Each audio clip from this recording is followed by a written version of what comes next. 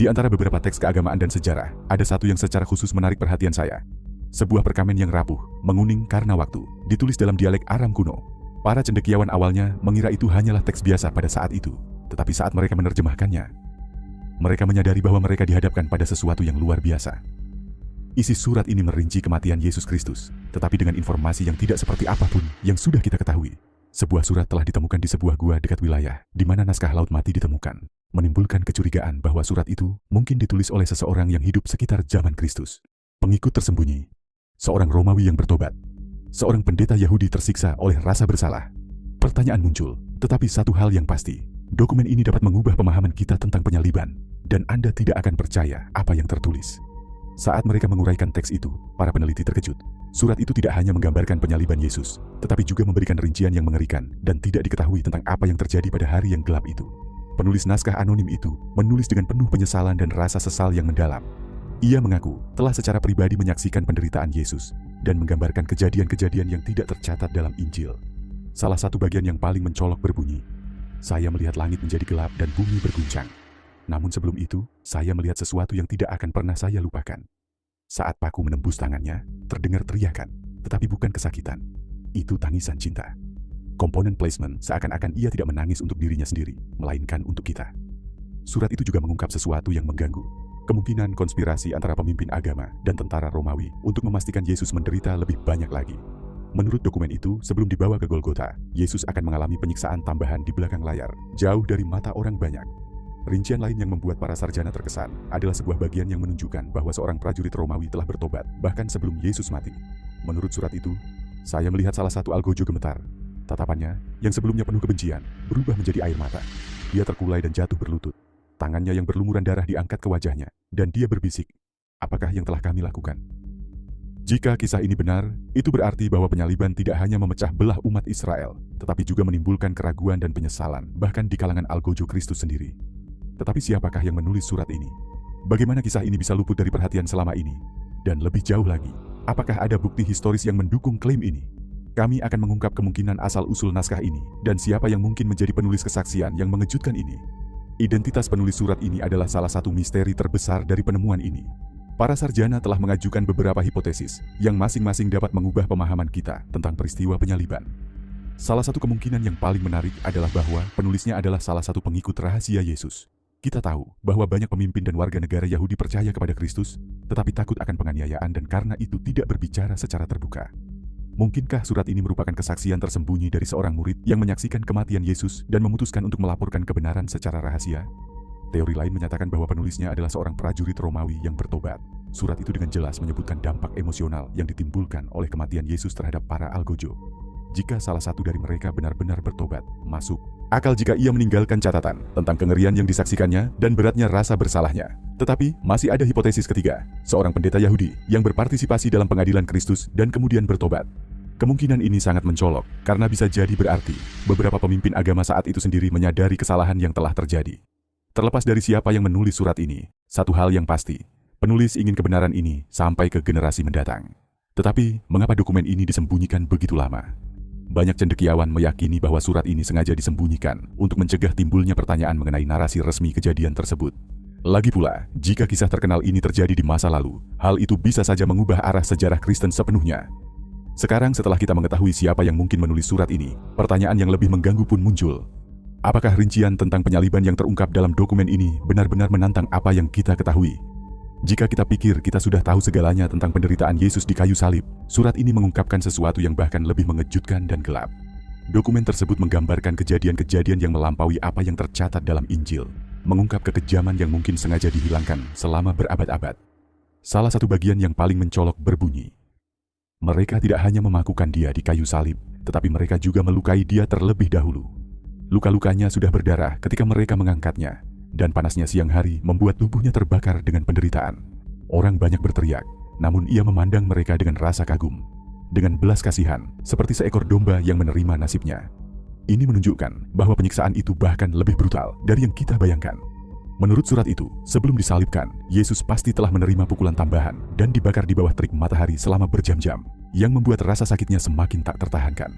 Rincian lain yang mengganggu menyebutkan ekspresi wajah Yesus pada saat kematiannya. Penulis menguraikan bahwa sesaat sebelum meninggal, keheningan menguasai tempat itu. Bahkan para prajurit dan pemimpin agama yang sebelumnya mengejeknya pasti berhenti dan memperhatikan sesuatu yang tidak dapat dijelaskan pada wajahnya. Ketika dia menundukkan kepalanya, aku melihat sesuatu yang tidak akan pernah kulupakan. Dia tidak menutup matanya karena kesakitan, tetapi menatap ke langit, seolah-olah dia melihat sesuatu yang tidak dapat kita lihat. Aku melihat ketakutan di mata para prajurit. Saya melihat salah satu dari mereka mundur ketakutan. Langit kemudian berubah menjadi gelap. Deskripsi ini memperkuat kisah Alkitab bahwa langit menjadi gelap dan bumi berguncang. Tetapi sekarang dengan detail baru. Tatapan Yesus tampaknya memiliki dampak langsung pada mereka yang membunuhnya. Tetapi yang paling mengejutkan adalah surat itu menyebutkan frasa dari Yesus yang tidak tercatat dalam Injil. Menurut naskah tersebut, sebelum mengatakan, "Sudah selesai," Yesus pasti mengatakan sesuatu yang membuat para prajurit saling bertukar pandang karena heran. Raja datang. Hal ini menimbulkan pertanyaan mendalam. Apa maksud Yesus dengan ini? Apakah dia menghindari kebangkitan? Atau apakah ini suatu pesan tersirat bagi mereka yang ingin memahaminya? Jika frasa ini asli, berarti Yesus mungkin telah meninggalkan peringatan kenabian terakhir, tepat di depan para penyiksanya. Tetapi apa artinya semua ini dalam kaitannya dengan nubuat-nubuat Alkitab? Apakah dokumen ini membuktikan bahwa Yesus mengetahui dengan pasti setiap detail takdirnya? Jika surat ini memang asli, ia tidak hanya mengonfirmasi kisah Alkitab tentang penyaliban, tetapi juga mengungkapkan bahwa Yesus tahu persis apa yang sedang terjadi dan apa yang akan terjadi. Ini membawa kita kepada pertanyaan penting. Apakah surat ini membuktikan bahwa nubuat tentang Mesias digenapi dengan keputusan? Alkitab telah memberi kita beberapa renungan tentang kematian Yesus. Dalam kitab Yesaya 53, yang ditulis sekitar 700 tahun sebelum Masehi, ditemukan hasil-hasil yang spesifik.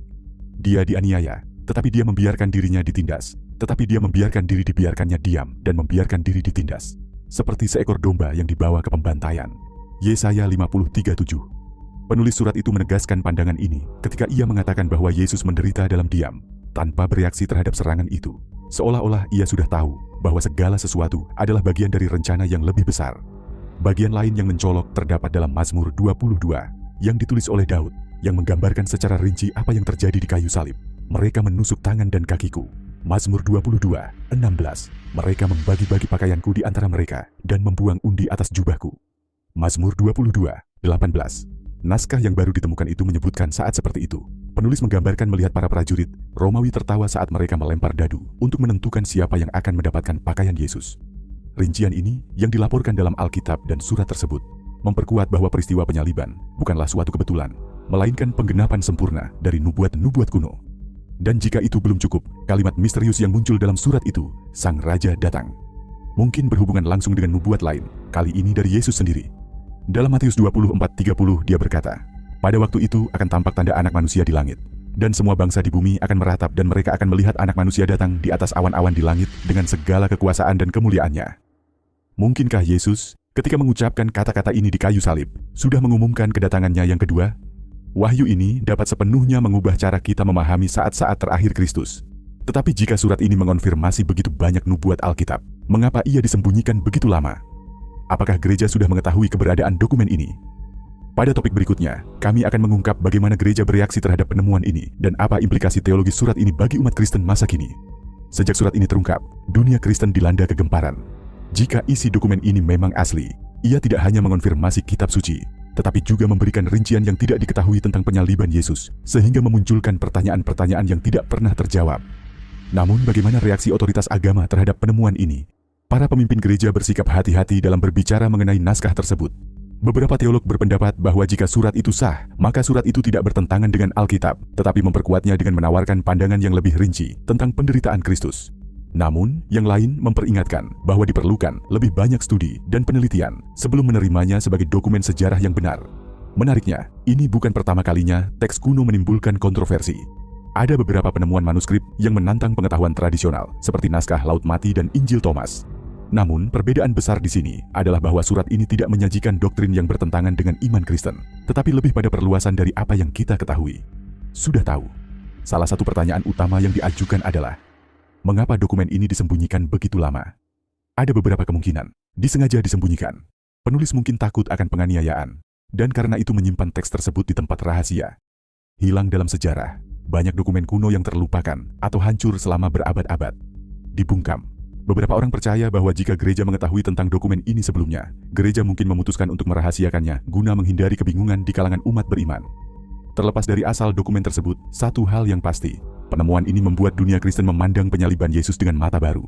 Namun apa artinya ini bagi kita saat ini? Dapatkah wahyu ini mengubah apapun dalam iman kita dan cara kita menantikan kedatangan Kristus kembali? Jika surat ini asli, dampaknya bisa sangat besar. Hal ini tidak hanya mengonfirmasi rincian penting tentang penyaliban Yesus, tetapi juga bisa menjadi pesan tersembunyi bagi umat manusia di akhir zaman. Frasa Sang Raja Datang. Swing yang diucapkan Yesus beberapa saat sebelum kematiannya mungkin bukan sekadar perpisahan, tetapi peringatan profetik tentang kedatangannya yang kedua. Dan ini membawa kita kepada pertanyaan yang mendesak. Apakah kita lebih dekat dengan kedatangan Kristus kembali daripada yang kita kira? Dalam beberapa waktu terakhir, kita melihat tanda-tanda nubuatan semakin meluas di seluruh dunia. Perang dan kabar-kabar tentang perang, Matius 24:6. Gempa bumi dan bencana alam di berbagai belahan dunia, Lukas 21:11. Meningkatnya penganiayaan terhadap orang Kristen, Matius 24:9. Orang-orang menjadi dingin dan egois, 2 Timotius 3:1-5. Penemuan surat ini mungkin lebih dari sekadar penemuan yang hancur. Mungkin ini merupakan panggilan ilahi agar kita mengalihkan pandangan kita kepada Tuhan dan bersiap. Tetapi sekarang muncul pertanyaan yang lebih pribadi. Apa artinya ini bagi Anda? Jika surat ini benar, maka Yesus bukan sekadar manusia yang disalibkan secara tidak adil. Dia tahu apa yang sedang dia rayakan dan telah mengumumkan kemenangannya atas kematian. Artinya dia akan kembali, seperti yang dijanjikannya. Mengingat hal ini, kita perlu bertanya pada diri sendiri, apakah kita siap untuk kedatangan Kristus kembali? Sudahkah kita hidup sesuai ajaran Yesus? Apakah penemuan ini merupakan panggilan untuk bertobat sebelum terlambat? Penemuan surat ini mungkin merupakan salah satu penemuan paling mengejutkan dalam sejarah Kristen. Kisahnya yang mendalam dan terperinci tentang penyaliban Yesus membuat kita merenungkan kebesaran pengorbanan yang Dia buat bagi kita. Jika surat ini berfungsi sebagai peringatan akhir zaman, apa yang harus kita lakukan sekarang? Kuatkan iman kita. Yesus memperingatkan kita bahwa banyak orang akan murtad pada akhir zaman. Kita harus berdiri teguh. Pelajari firman Tuhan. Alkitab berisi semua jawaban dan membimbing kita tentang bagaimana kita seharusnya hidup. Bersiaplah untuk kedatangannya kembali. Jika surat ini merupakan konfirmasi profetik, maka kita tidak dapat mengabaikan apa yang akan datang. Sekarang kami ingin tahu pendapat Anda. Percayakah Anda bahwa surat ini bisa menjadi bukti nyata saat-saat terakhir Yesus? Apakah Anda pikir penemuan ini bisa menjadi peringatan untuk hari ini? Tinggalkan komentar Anda di bawah. Dan jangan lupa like video ini, bagikan dengan teman-teman Anda dan berlangganan saluran ini untuk lebih banyak konten seperti ini. Semoga Tuhan memberkati Anda, dan ingatlah, Sang Raja akan datang.